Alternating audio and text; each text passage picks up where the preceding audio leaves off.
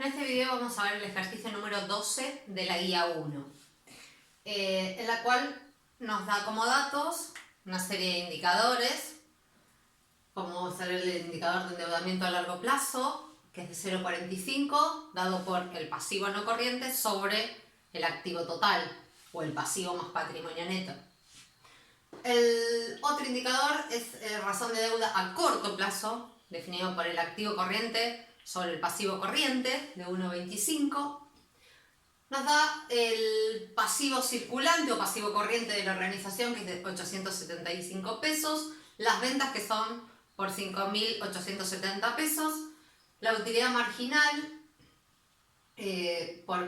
dada con el 9,5%, el ROE o la rentabilidad sobre el patrimonio neto, que es la utilidad neta sobre el patrimonio neto, de 18,5%, y lo que debemos determinar es justamente los activos fijos. Siempre tenemos que acordarnos que el activo total era igual al pasivo más el patrimonio neto. El pasivo lo podemos separar en pasivo corriente más pasivo no corriente, bueno, más patrimonio neto, activo total.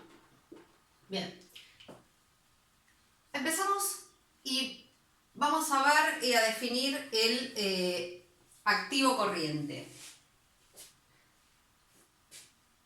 El activo corriente con este ratio, ¿sí?, de que 1,25, el de razón de deuda a corto plazo, es igual al activo corriente sobre el pasivo corriente. ¿Por qué? Porque el pasivo corriente a mí me lo da como dato, 875, con lo cual el activo corriente sobre 875. Por lo tanto, el activo corriente es igual a 700. Entonces ya podemos definir que el activo corriente es 700 dentro del activo total. Todavía nos falta.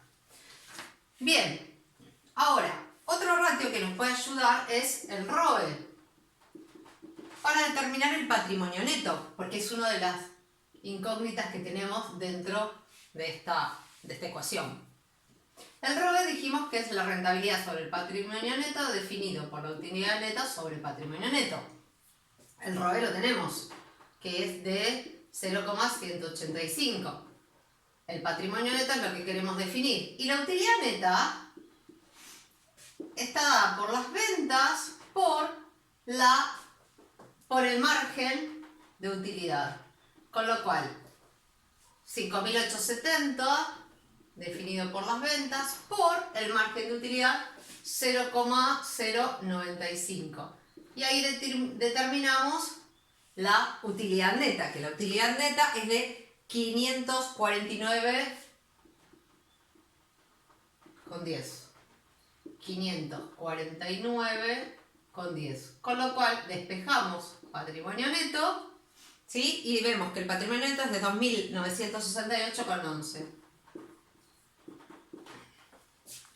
Ese es el patrimonio neto.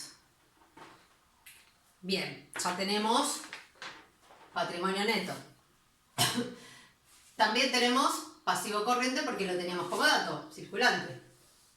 Ahora, el pasivo no corriente no lo tenemos, que es lo que tenemos que determinar. Porque el activo corriente, ¿sí?, lo podemos abrir y ver de esta fórmula.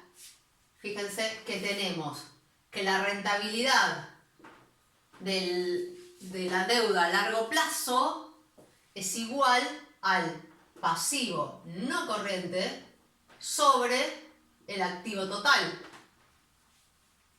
¿no? Con lo cual, si despejamos, el activo total es igual al pasivo no corriente sobre 0,45. Activo total. Esto, el activo total, podemos incorporarlo acá. Entonces ponemos pasivo no corriente sobre 0,45, empiezo a reemplazar, ¿sí? Este es el activo total, igual ¿a qué? Pasivo corriente. ¿Lo tengo como dato? Sí, 875. más pasivo no corriente, no lo tengo, más patrimonio neto, que sí lo tengo, que lo habíamos definido acá, 2.968,11. Con lo cual, ahora sí, en esta igualdad, como incógnita, tenemos una sola incógnita que es el pasivo no corriente. Entonces despejamos y podemos definir el pasivo no corriente.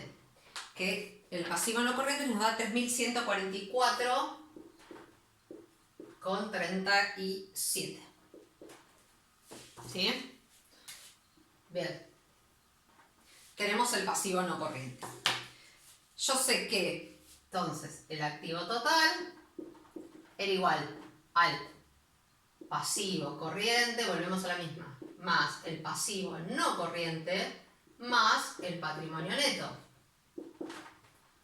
El pasivo corriente lo teníamos como dato, 875, volvemos, 875, más el no corriente lo acabamos de determinar, 3.144,37, más el patrimonio neto, que lo determinamos, 2.968,11.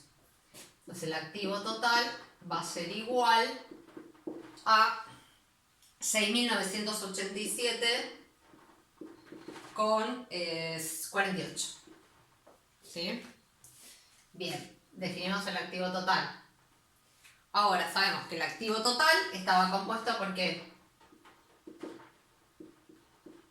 Activo corriente más el activo no corriente. El activo no corriente era justamente nuestra incógnita. El activo total lo tenemos, que es 6.987,48. Y el activo corriente lo habíamos determinado acá. Entonces eso es igual a 700 más el activo no corriente. Entonces el activo no corriente, despejamos, nos da 6.287,48. ¿Sí? Bien, entonces, siempre partiendo de definir el activo total para después ese activo total separarlo en corriente y no corriente y definir el no corriente.